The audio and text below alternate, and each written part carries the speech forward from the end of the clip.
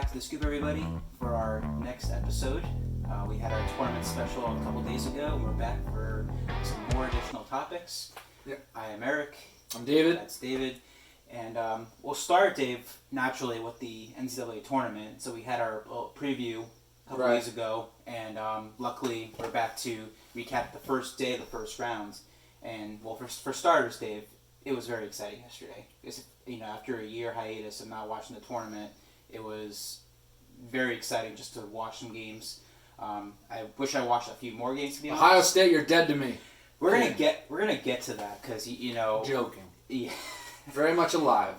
To me. And when you get a reminder of when you missed the tournament for years, you remember why it's called March Madness. Yep. For because sure. you sit around, you fill out, I don't know, 1 bracket, 5 brackets, 15 brackets. I don't know how many brackets you fill out. You always that first round is where you just try to pick and choose. What do you think the upsets are going to be? Right. And it's always the tricky. So I'm holding my breath today, Dave, because you remember our last show. I said Eastern Washington. I have them in Kansas. It's going to be a.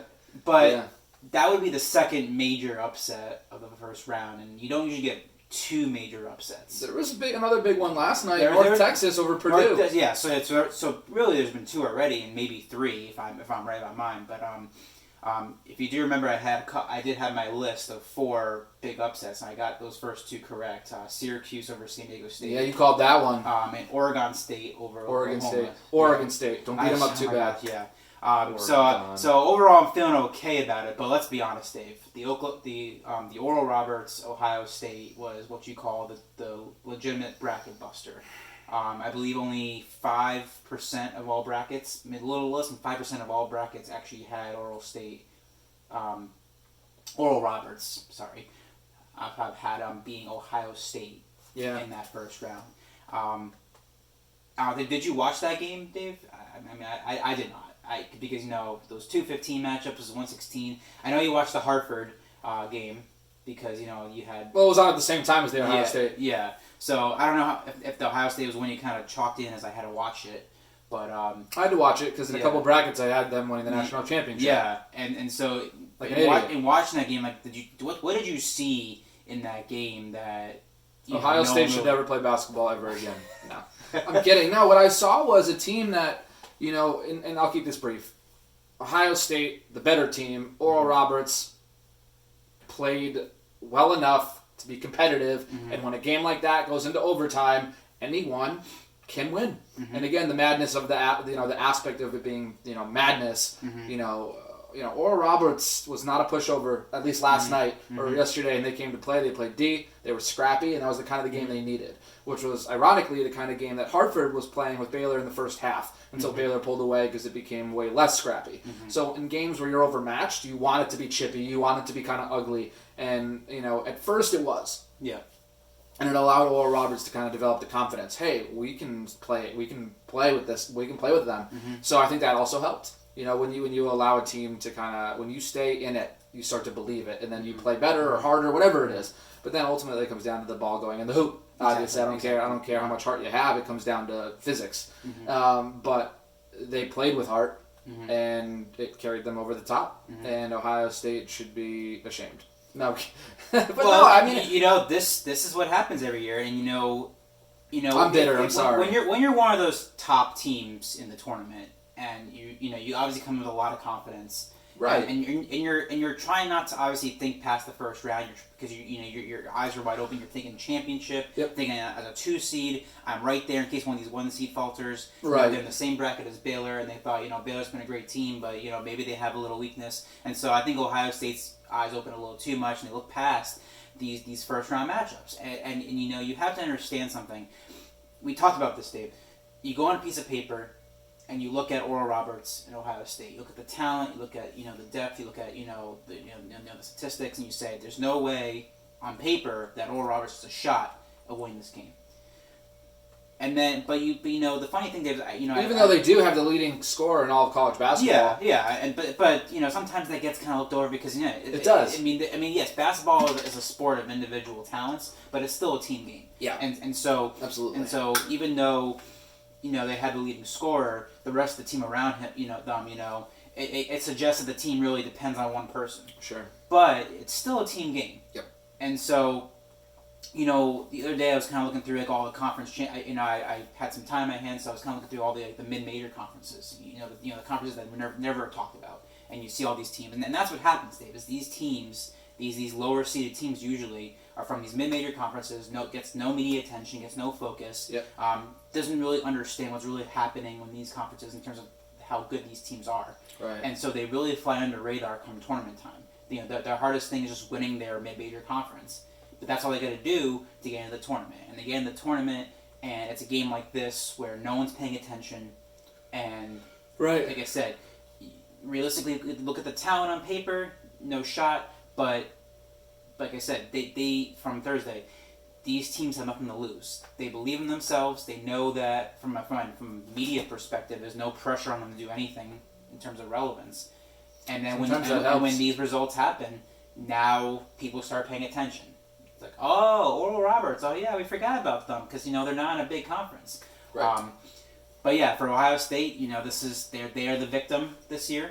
As every tournament has a few victims that are seated pretty high. Yes. So I'm in Purdue. Purdue's a 4 seed, so you can get down to the 4 or 5 seed. It's kind of it's still an upset, but it doesn't really shock you, and you get down to that level. Not as many people are thinking a deep run for Purdue, even though there's the potential for a deep run.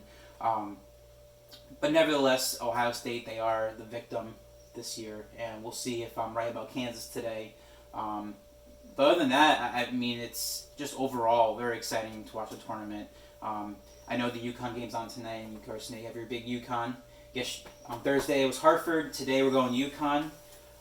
We expect UConn to win, but we're also biased, so we can't be surprised if they somehow blow it. But yeah, we'll look forward to today's action, and when we have our next show, we'll see where we are in terms of the tournament, and we'll take it from there. But it does fly by.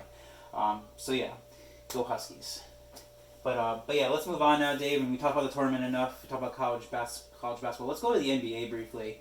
And Dave, we talked about being Knicks followers, I guess, and so we feel it's our due diligence to kind of go around the league a little bit and look at some other teams, some other profiles. Yep. Especially since the Knicks are actually finally showing some relevance. Right. I want to focus on a team called the New Orleans Pelicans, and the reason why I bring this team up is because the Pelicans, yeah, because the Knicks. And again, going to the Knicks, they're a 500 team. They're one of the best, the most valuable franchises, one of the biggest followings. But because they've been so irrelevant for many years, they don't get that many nationally televised games. Right. It's pretty limited. Maybe a couple with the Nets, and I think the same thing this year. It's very limited. But I've noticed that one team that's gotten a lot of coverage is the New Orleans Pelicans. Sure. And we can understand why. Zion Williamson. But you got a lot of other talent on that team, and you had Steven Adams, Nickel Walker, you got Lonzo Ball, Eric Bledsoe, Brandon Ingram, J.J. Redick. Now a lot of those players came in from the Anthony Davis trade from a couple years ago, which you look at right now. The Anthony Davis trade is making sense for the Lakers. They won a championship with Davis and LeBron. They're still a favorite this year. But these are still pretty valuable assets that New Orleans got in return. Yep. And again, Zion's in the second year. He didn't play a lot last year, so there's obviously some development that comes with a star player like that. Sure. But New Orleans has this pattern, I would say, of getting these big name talents. Yep. And not doing anything with them to the point that they decide they're going to jump ship. Yep. And I bring up Chris Paul and Anthony Davis. Remember Chris Paul he was drafted by New Orleans, and spent, I believe, 7 years with New Orleans. They won one division title with him and one playoff series. Yeah. And then with Anthony Davis, same thing. They didn't win a division title, but they did win one playoff series. And so what I'm getting at, Dave, is the New Orleans Pelicans, you look at this team on paper, you look at this team with all the national coverage, and you would think to yourself, this is one of the top teams in the Western Conference or the NBA. Right. And I was watching the Pelicans Trailblazers game earlier this week, and I was thinking, New Orleans must be good, and I kind of wasn't paying attention to the standings. And I look, and New Orleans is sitting 12th in the West. They're actually 13th in the West right now with a 17-24 record. And I'm just thinking to myself, we talk about Nick's misfortune, just dropping the ball year after year after year. Why is New Orleans not getting the same rep that the Knicks are? Granted, they haven't been around as long, but you go back the last 20 years. You take New Orleans and you take the Knicks and you put them side by side in terms of their team success. You'll see pretty similar things. You'll see one division title. You'll see, I believe, 7 playoff appearances, but only 2 actual playoff series victories. Okay. So, I guess my question is, Dave, is when we see the Knicks starting to make a trajectory up, do we have a pulse on New Orleans' fate? Like, is what's happening with Zion Williamson going to be the same thing as Chris Paul and Anthony Davis? Or is there a reason to finally believe that they have the pieces that if you give Zion a few years, maybe this team becomes relevant again? I mean, with any star player like that, you definitely want to have players around, to complement in case of an off night, in case of an injury. Mm-hmm. But,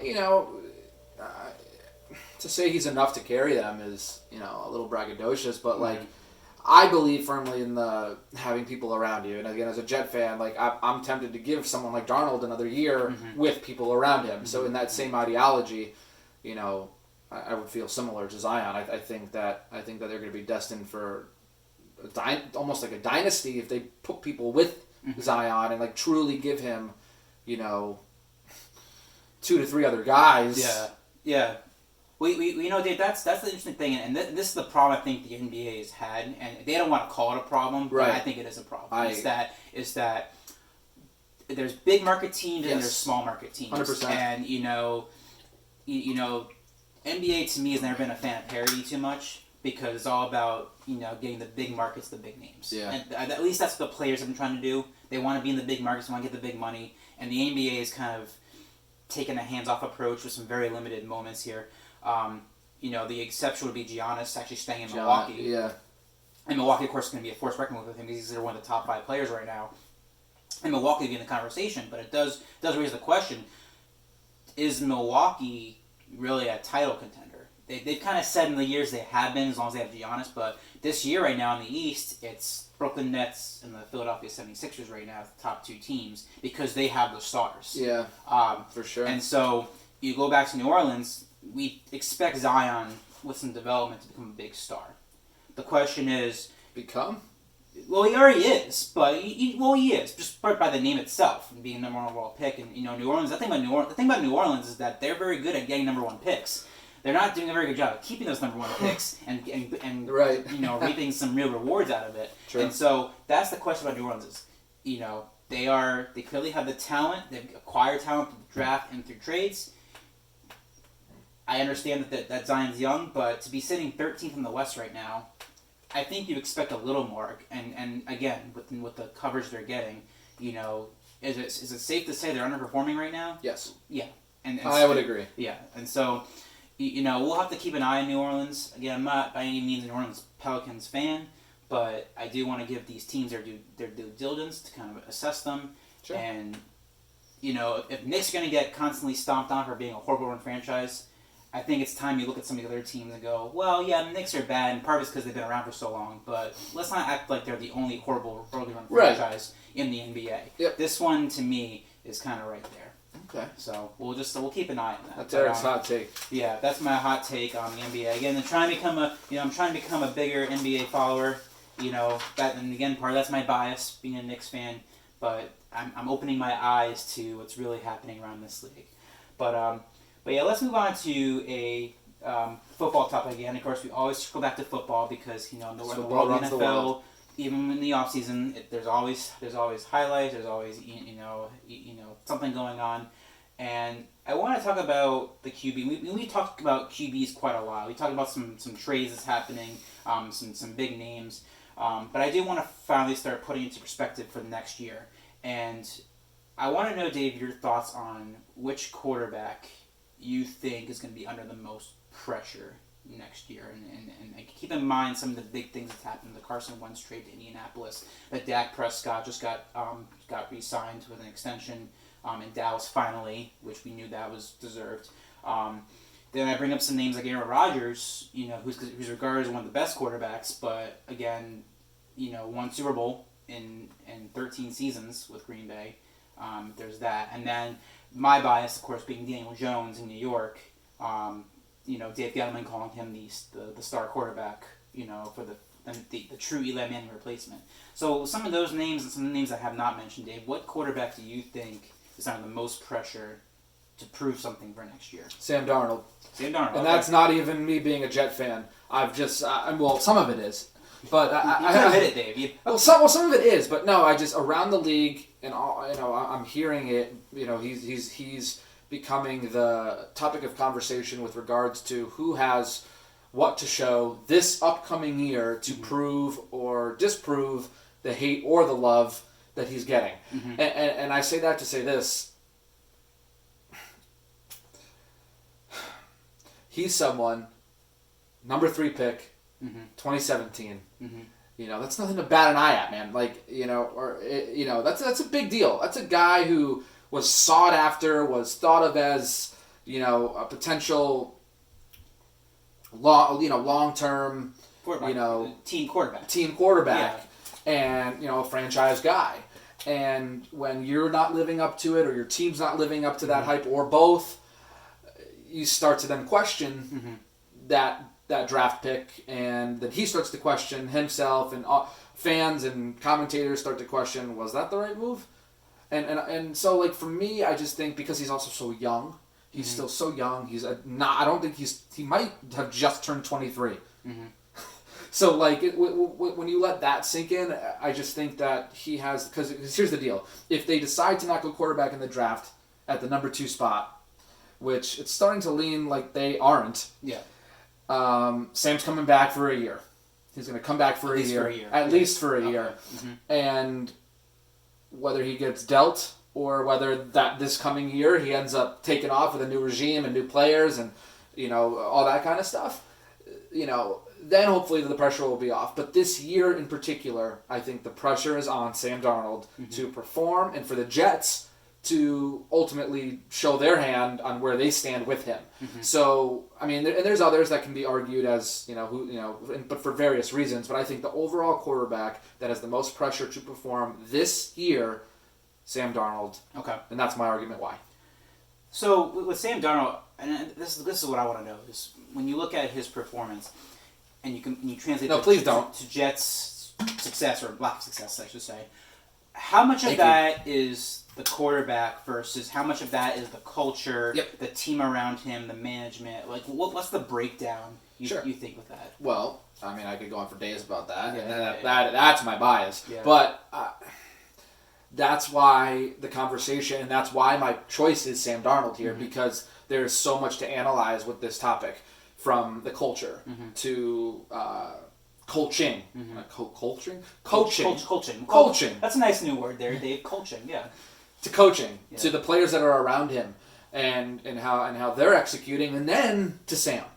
Whereas there's sometimes, you could be argued, towards the end of Eli's career, did he have the studs around him necessarily? That could be argued. But Eli just wasn't Eli. Yeah. And so a lot of that came down, at least from the Giants fans I know, they were blaming Eli. Really? The ones that I know, they were blaming Eli. They're like, he's old, this is his arm's done. They were blaming Eli.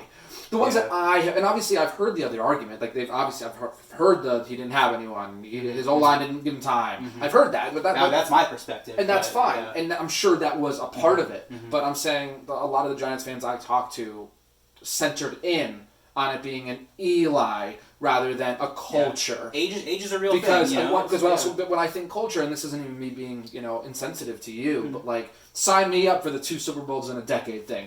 So I'm sorry, but how bad can the culture be if you have 2 Super Bowls in 10 years? So this isn't a personal attack at you or Giants fans, but I get very upset when I hear fans of teams that are because Giants are mediocre. Yeah, you're not bad. Yeah. The Jets have been below bad. Yep. The Browns have been below bad. The Bengals until Joe Burrow have been below bad. Some of these teams haven't even sniffed the playoffs. Let alone a Super Bowl. So, my argument comes from a more personal vantage point of that, I don't think you guys have been in the gutter. So, you guys have had bad years, but you guys have, we were talking about the next 2 seconds ago. You guys are nowhere near that. You've had a couple down years, but sign me up for a couple down years. And Jets fans will know what I'm talking about when I say sign me up for that. Yeah. 2 wins doesn't make you bad. 2 wins makes you horrendous. That's true. So, That's true. From, again, my perspective is more the extreme coming from the end of, I want mediocrity. I'm craving mediocrity. I want 8 wins. I want a Super Bowl. I want a Super Bowl. Exactly. When you've won 2 games for so long, 6 wins feels like a Super Bowl, right? Many aspects, and that makes me sound crazy because obviously we want more than that, and we should be getting more than that. The expectations are higher than that. Yeah. But my point stands in that's my perspective on it because of how bad the team I root for has been. Dave, it makes sense why what you're saying. Like you're saying, from a relative perspective, you're looking at the Jets and the Giants fans have no reason to complain when you see the Jets across the street because what have they done in the last 40 years? Nevertheless 10. But I'll say this from the Giants' perspective, and it's very evident to me the Giants when you talk about the 2 recent Super Bowls is that you would think when you win those Super Bowls that at least you kind of cruise a little bit above a certain level. Yes. That's fair. Keep in mind the Giants, the 2 Super Bowls they won, they were 9-7, 10-6. I know. They were not fantastic teams in terms of the win-loss record. Right. On paper they were pretty decent. Sure. But in their Super Bowl victories, it wasn't like they were this full-out dynasty like the Patriots. Correct. So it just goes to show you that in the NFL, which is so cutthroat, so competitive, that there's culture, and then there's just kind of and there's the ability to kind of maintain your stance in the league. Sure. And so the Giants, while you can argue in the last 10 years, last 15 years, they're considered one of the better franchises in terms of the overall success. It was very evident how fast their culture eroded. Sure. With bad management of draft picks. Oh yeah. And so it's you can look at it. It's all about your window. What do you look at? If you look at the last 20 years for the Giants, if you look at the whole last 50 years, they're definitely one of the better run franchises because they've always been able, in key moments to come in and win Super Bowls. But you talk about the last 10 years, the culture has definitely, it's gone down. And so with that said, the Sam Darnold thing is a very good pick right there. I think because if you're a mediocre team, you want the quarterback to be the solution to get you out of the gutter. Yeah. Now, for me, the Giants fan, I could be a little biased and say Daniel Jones. And I would agree with you. And obviously that's a pick, but since we want to kind of spread our coverage out here for our viewers, I will say Carson Wentz is that was my number 2. And it's because it goes to culture. I think when we talk about these quarterbacks, it always comes back to team culture, and that somehow ties into why they're struggling or why whatever's going on. Sure. The QB office connection's not there. It was very evident in Philadelphia that there was a cultural issue, and even Wentz came out this week and said that he was not having fun. And there were some other theories. There was even an affirmative action kind of theory that came out from Stephen A. Smith that said he quoted somebody from Philadelphia that was saying that the reason why Wentz wanted out is because he didn't want to compete against a minority quarterback. He thought it was his position. He had no reason to compete for it. And when Jalen Hurts came in and Wentz was not performing, there was all this speculation that he didn't want to be in that situation. Again, it's a rumor. We don't know if it's true, but nevertheless, there was so much controversy surrounding Carson Wentz. There was so much promise for Carson Wentz. There's still a lot of belief that he's a very talented quarterback. But clearly, in Philadelphia, even with the Super Bowl, it was very murky waters. And so he's going to a new situation. He's getting supposedly a fresh start. And so to me, this and maybe it's not necessarily this year, but you have to at least start on the right foot this year and over time really prove yourself. But you have to use this fresh start and really prove to the NFL that it was a cultural thing and not a youth thing. Right. Because if Carson Wentz comes out of the gate in Indianapolis, which has what we talk about a very good team, they do a very good overall system there, a lot of key pieces in there. There's no reason they should not make the playoffs when we thought there was a significant upgrade from Philip Rivers to Carson Wentz. Yep. If this Indianapolis team doesn't get, let's say, to be fair, we'll say 9 wins. 9. I'll put 9 as the baseline, although it really should be 10 or 11. Yep. If Carson Wentz goes 8-8 or worse this year, right, they're gonna really start looking at him even in a worse light because at some point you got the restart that you wanted because we're to believe that you are a great quarterback. Right. Sure. and we're not, we're not saying Super Bowl this year, but if you don't show us evidence in year one that you were the right decision, boy, it's going to come down raining hard on Carson Wentz this year moving forward. So I mean that's kind of my 1B pick, I guess. I do think Daniel Jones will have to prove too with his team, but for our viewers, I will say Carson Wentz has a lot to prove. But all these quarterbacks have something to prove every year. It's a question of which has the most to prove, and I would say in a slight edge to Carson Wentz. But yeah, we really dissected that quarterback topic. But we'll take a break and come right back with some more topics here on The Scoop.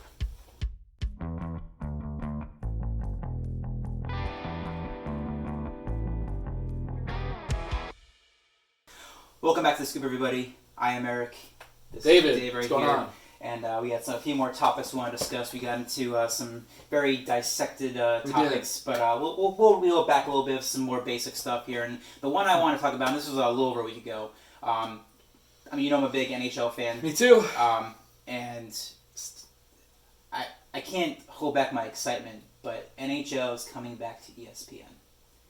Now, I don't, What does that mean? What does that mean? So again, I don't know how much it matters to you what How does it make you feel? what broadcasting company covers sports, but to me, when the NHL left ESPN, there was a very evident. Is that 97? No, it was 2004. It was so what happened was the NHL lockout happened in 2004. Right. And I think simultaneously the contract expired with ESPN. Okay. So there was a lot going on around that time. And NHL and ESPN decided to part ways, and only NBC was there. And at the time, it was Versus. Right. Versus. Wow. Yeah. And it just became NBC Sports. But it's been 17 years since ESPN last covered an NHL game. ESPN Plus had been starting to cover some of these games actually. Okay. Yeah. But it wasn't. It was kind of like I need to learn more about how that relationship works, but. The actual ESPN channel has not been covering these games since 2004. Yeah. And they finally agreed to a deal starting, I believe, next year. They're going to do 25 games on ESPN, and then they're going to cover a lot of the playoffs. They're going to cover half the playoff series. I'm okay with that. And they're going to cover every other Stanley Cup final. So the NHL, they do want to create a secondary partnership. Yep. I know NBC Sports is on their way out this year, so I don't know if it's going to be with NBC still. My guess is probably, but they said that if NBC falls through, Fox is a very good possibility. Fox is taking over a lot too. So either way, there's a lot of new excitement. And again, Dave, it's good. When you're a fan, you watch sports. Part of unless you're at the game, obviously, there's watching sports at the game, which is very exciting. But when you're in your living room watching on TV, let's be honest, the broadcast, the color commentary, especially plays a very big role in kind of the whole theatrics of watching it. Yeah, absolutely. And Doc Emmerich for many years, even before NBC was on Fox, and Doc Emmerich is considered one of the greatest, NHL broadcasters. But if you were a fan of NHL in the 90s and 2000s, the Whalers were still in Hartford. Yeah. Put that in perspective. I mean, let's just say this: Gary Thorne, Bill Clement, NHL. That was, and they covered a lot of big games, and they're memorable. And it's just that's how my focus on this topic is that it's not so much the deal. I mean, it's exciting the worldwide leader of sports, finally the deal with NHL because there was definitely when the deal when ESPN stopped covering NHL, it was very evident in kind of their sports analytics, the Sports Center that they were not focused, and they never came out and admitted it, but anyone could tell that. ESPN was not giving NHL due diligence. I mean, they had a 5-minute segment on SportsCenter every day. Right. Barry Melrose. Yep. Steve they were Levy. bitter. It was a bitter ending. And it was funny because I watched the interview that Scott Van Pelt had with Gary Bettman about this, and Gary Bettman basically came out and admitted that ESPN did not give us the right coverage for 17 years, and that he was excited that the deal was made. Right. To give us more coverage. So you can anticipate that I'm stoked, as the ESPN starts broadcasting these NHL games starting next year, we should see more screen time in SportsCenter, more post-game recap, more analysis, more analysts. And ESPN's they've always had the analysts there. They have. But I mean, they were not getting the coverage. Even golf was getting more coverage. I It think, felt like sometimes. NHL. Not that this golfer. No, dude.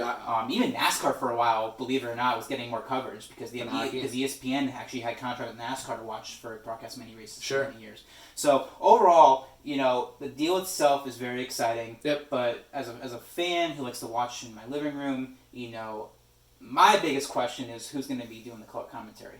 Now, I don't know if Gary Thorne is going to come back. Again, this is 17 years ago that he last did his game. So, and I know his contract's up with Baltimore, I believe, for doing the broadcasting for the Orioles. Yeah. So there is a chance, I guess, that he could sign on to do this. I know Bill Clement retired, so I don't know if it's gonna be someone. There's Steve Levy is a possibility to do some. I could see Levy for sure. But I'm very excited because I want to see who they bring in to do these games. And Stephen A. Even though a TV channel is a TV channel, and even though the screen's gonna show the same thing, whether it's NBC, Fox, ESPN, there's something about being on ESPN, the worldwide leader of sports, to broadcast a sport you love, to watch a game. Absolutely. It's just gonna be, to me, it's gonna be a very exciting partnership. I think a lot of NHL fans, and even it's gonna bring more exposure potentially. It should get more exposure because I think sometimes people forget how popular the NHL is, right? Because they kind of say, oh, they're a bottom feeder sport. No, they're still considered one of the four core sports, in North America. And, yes, and they also give you the most Canadian exposure in North America of all the four sports. Because NFL there's no teams, and you have the Toronto Blue Jays and the Toronto Raptors. There's some baseball and hockey. Yeah, but the NHL actually has 25% of their teams, almost 25% in Canada. And so I think that's a very big deal to have NHL on your ESPN platform. It's really going to help, I think, your overall growth in viewership. But that's my thoughts. I don't know if you have anything else to add on NHL and ESPN. I don't. Let us know if you guys are excited about it or if you're apprehensive. Let us know. It's minor in the scheme of things, but it's huge in our hearts. And so yeah, we'll look forward to that. Sure. But moving on, Dave, and we'll go to a non-sports topic. And we talk about financial stuff time to time, and we cite Dave Ramsey quite a bit, in terms of his principles, and but unfortunately, I want to go on to a negative topic with Dave Ramsey. It's not so much on Dave Ramsey himself, but it's more about company culture. So if you know the Dave Ramsey broadcast, obviously it's centered around him, but he also has a lot of guests, permanent guests. Yeah. How do I say secondary, shows, I guess. And so there's some big names. His daughter Rachel Cruz is a big name. But the other big guy there is Dave Hogan. He's a big guy, actually. But Dave Hogan was considered the successor, I guess, when Dave Ramsey decides to retire. Whatever happens, there was a general feeling that Dave was Chris Hogan was Dave's number 2 guy. To kind of take over things. Yep. And if you watch on YouTube, he definitely, the Chris Hogan show, a lot of exposure to him and following the methods.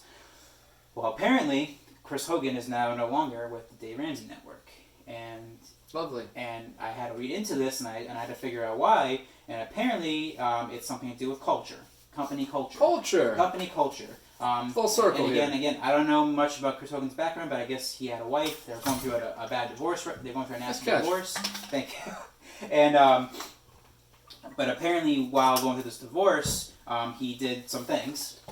Lovely. And to be quite frank, he had sexual affairs with well, I guess when you're going through a divorce, it's not really a affair anymore, right? Well, I guess legally it is. But legally, it might be. Yeah. But nevertheless, he was having some sexual encounters with other company employees. Which, now, in the real world, these things, I think they happen quite often.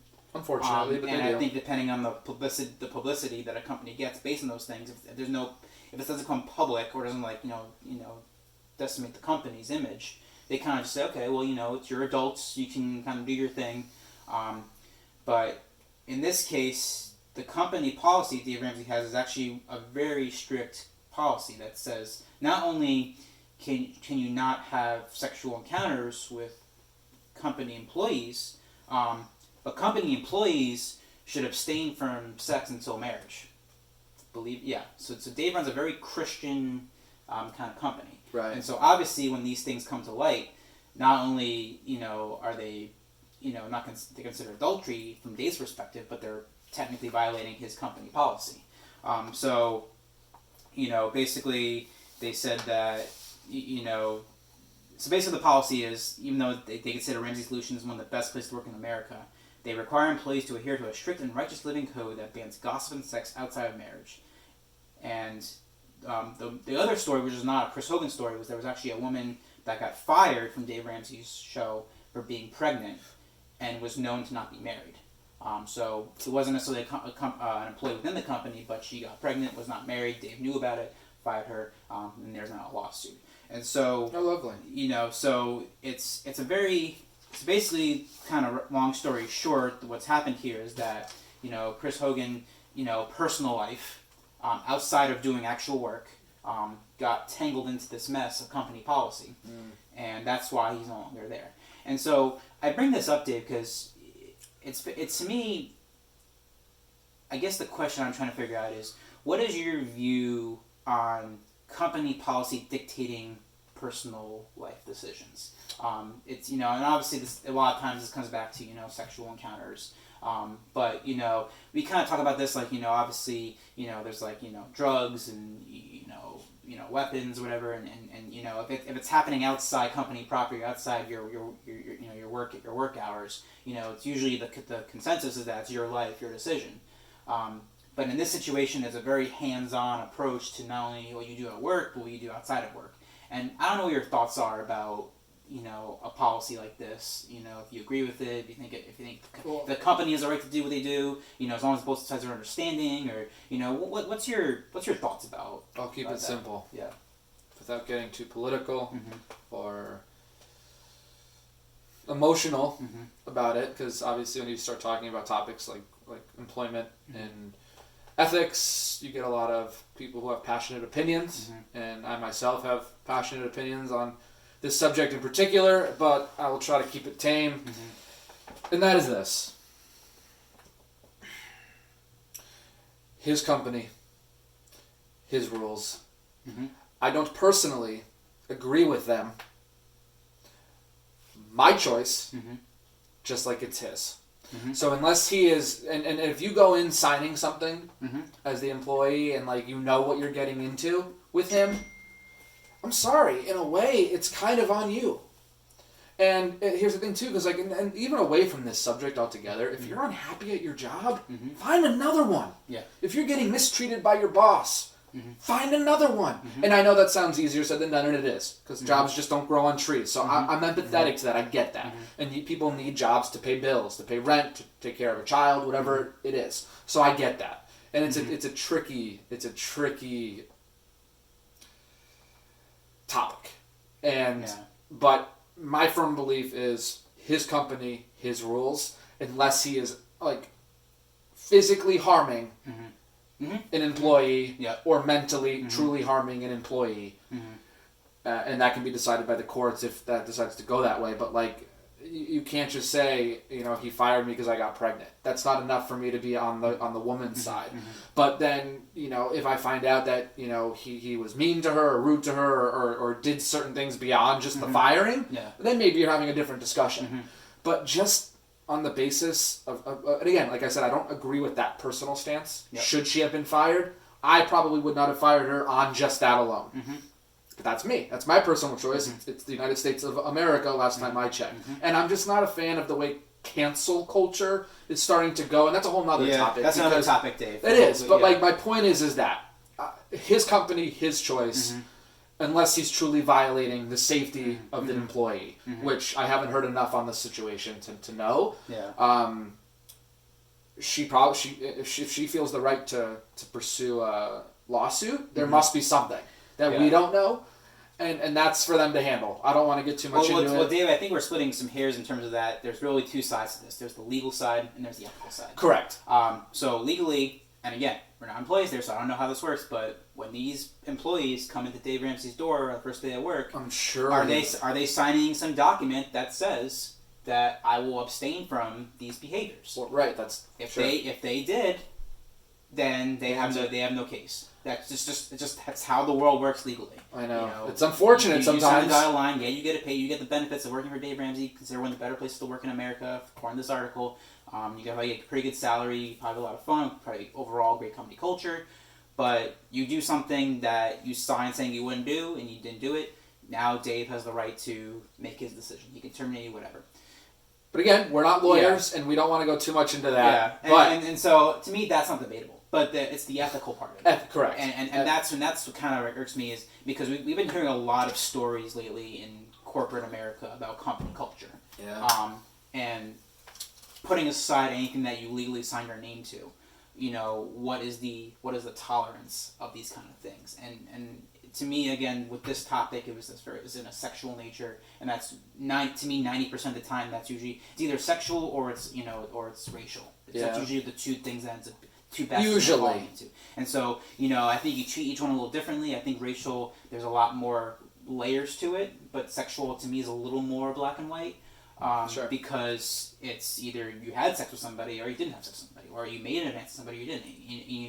And there's always debate about he did this to me, and he goes, oh, that was not my intent. But in general, 9 times out of 10, it's pretty clear what happened. An employee approached an employee to engage some encounter, either both consented or one disagreed, and that's where problems arise in the ethical world. And so it's a question of from a personal standpoint, when you're hired by a company, and this is assuming that you're single. So let's just assume for a minute that you're single.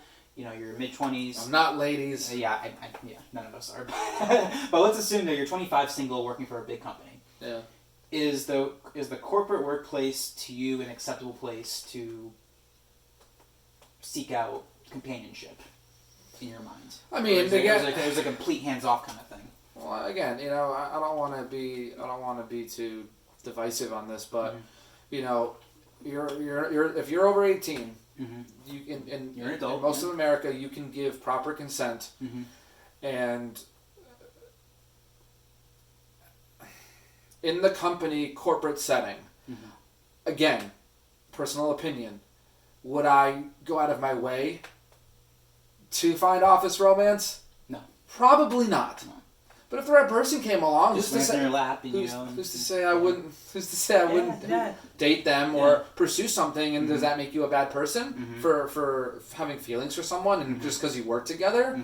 I mean, so what? But again, just because 9 times out of 10, I'm at work collecting a paycheck. I want to lay low. You want to focus on that. I want to focus on the job, and then if romance is there, maybe. And in my workplace, Dave, I know I've met a bunch of people who got married with somebody they met at work, and again, I'm not trying to poo-poo it and say that it's a bad thing to meet somebody at work. Especially if it results in a marriage. I mean, it's mazel tov. I mean, but. It is a very tricky place. He's not Jewish, by the way. Yeah, because he has a lot of Jewish friends. Because it's one thing to go to a bar or to go to a club and meet somebody in your personal life, and that's usually how it's most usually happens. But in the workplace, it is a very tricky endeavor because you are protected. There are rules to abide by, and even though romance ultimately comes out of it a lot of times, it doesn't mean that it happened completely kosher. Because there are some because if things backfire at any moment, you break up with somebody, absolutely, or if you do make an advance and it's not wanted, it's very easy for someone to go to HR and say, this person did this to me, and don't do that, but yeah, there's as we said, there's the legal side, which Dave Ramsey had full right if people sign something, right, and there's the ethical side where it is a little tricky, but if nothing was signed and now Dave's saying it's bad, well then maybe Dave's a problem on his hands, but yeah, that's kind of what I'm getting into. I do like Chris Hogan. I don't know what his future holds, but I mean obviously having Dave Ramsey as a platform really helps your career, and we'll see if he has the footing to kind of resurrect on his own somewhere else, depending on what happens with that. Yeah. But yeah, that was my take on that. But we'll come back and we'll have a couple more topics to wrap up today's episode of The Scoop.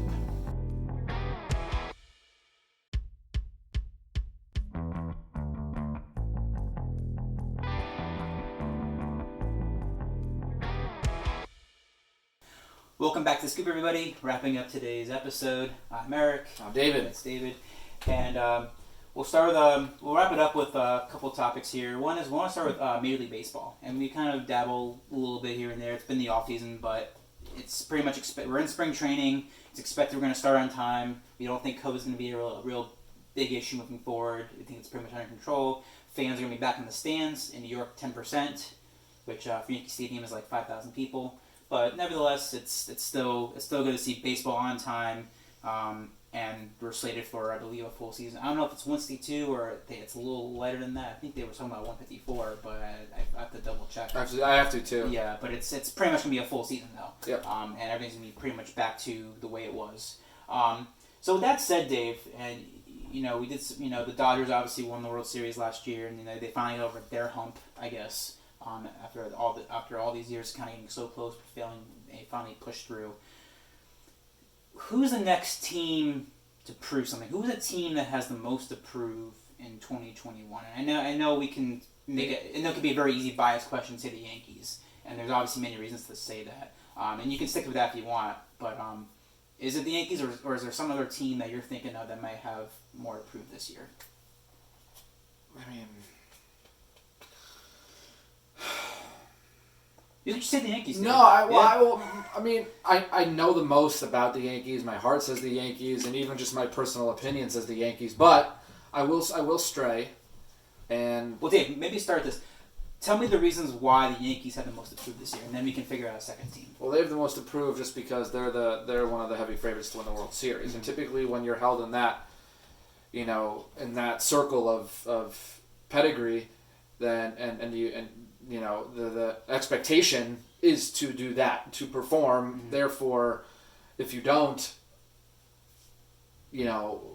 okay, like now what? Mm-hmm. And now you're in a ton of trouble in terms of how you're being evaluated. Mm-hmm. Like okay, if this team doesn't win this year, then what? And if that's not immense pressure, I don't know what is. Mm-hmm. But just on paper, they have the team to be very competitive and potentially win the World Series. So just that alone for me would be why I would say the pressure is on them. Mm-hmm. But another team, and I'm going to stay in the AL East here. Actually, is going to be the Toronto Blue Jays. Okay. That I think, and I'll get more into this as we kind of finish spring training here, but they kind of reloaded. They brought in Springer, mm-hmm. and just kind of the amount that they have to, because they were competitive last year. Yeah. And years past, they've kind of been that dark horse third team. They've been above. Mm-hmm. They've been above Baltimore. They've been kind of neck and neck with Tampa and Boston, but they could have broken through at any time. Mm-hmm. They had the pitching. They had the offense. And I just think that they have the guys to be competitive, mm-hmm. and it's kind of almost like the Yankees, where they on paper they have a good team. Mm-hmm. If they underperform, they're going to be chastised massively for it because mm-hmm. they shouldn't struggle. Mm-hmm. But anyone can. Mm-hmm. But would I hold their hopes as high as the Yankees at being World Series ready? No. But I think that they just have they again bringing in guys like Springer. You have on paper guys who can play. You have, it seems like a very cohesive group. They've got a deep bullpen. They have some starting pitching. And with baseball, that's half the game, pitching. Mm-hmm, mm-hmm. So kind of like defense and offense, and that's half the team. And if you're wheeling and dealing and keeping teams under 5, you're going to be competitive. I don't care who you are. So, but again, I just also think naturally another team coming from the East. They have that mindset of we have to compete with Boston and New York. Mm-hmm. That's the kind of that's where I'm coming from on that. If the Blue Jays perform the way we think on paper they can perform, how much of a threat are they to the Yankees? Big threat. Okay. More than the Red Sox, in my opinion. Okay. Yeah, I think Red Sox were kind of I don't know where I stand on them yet. They got Cora back this year, and they still have some core pieces, but Pedroia retired. I want to analyze the Sox more, so expect a topic on that soon. Yeah, and as the season starts, obviously we'll get into some of these teams more one-on-one. But they're a wild card to me, which is why I didn't want to say Red Sox, just because there's a ton to analyze. No, honestly, Dave, that was not a team I did not think about, and the Springer thing. Obviously, it didn't occur to me that that's a huge signing, and that there's a lot of offensive power that comes with that, and a great in the outfield. I feel like they're still the third best team in that division because Tampa Bay obviously was in the World Series last year, so I still think they'll be right there even with a young team. But and again the Yankees. It was even though it was a shortened season last year and there was a lot of things going on, it was still kind of disappointing to see them kind of fall where they did. in the division. So it's obviously you're going to say the Yankees have the most pressure because they have everything. They're like the Dodgers. They have the big payroll. They have all the talent.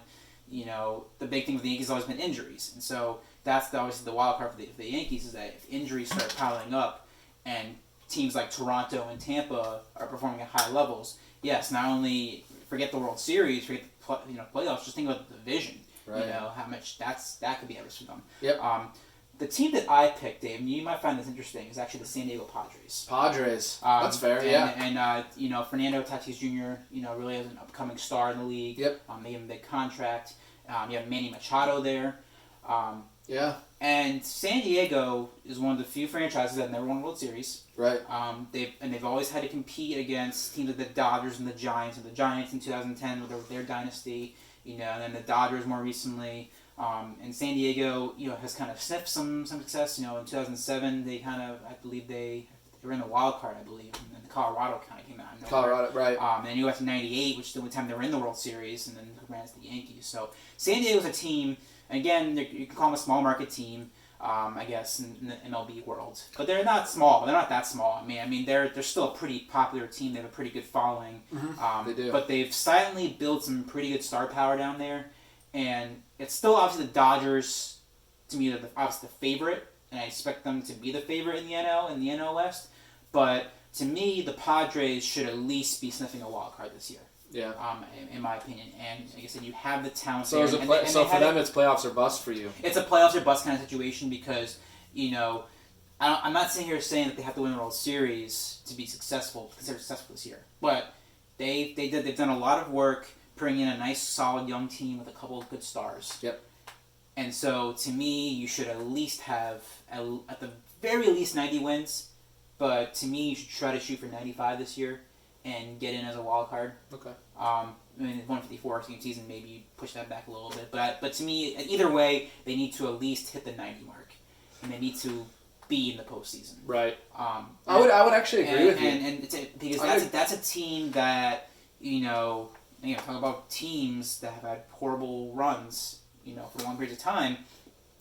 The Padres to me are one of the best example probably in baseball. You could throw some other teams in there, maybe the Reds recently. I want to say Miami, but they do have 2 World Series from 2003, so I won't go that far. But to me, San Diego's been that team that consistently just has not shown themselves to be relevant in a sport that has generally pretty good parity. I mean, you definitely see pretty good parity in baseball. Relative, to other sports for sure.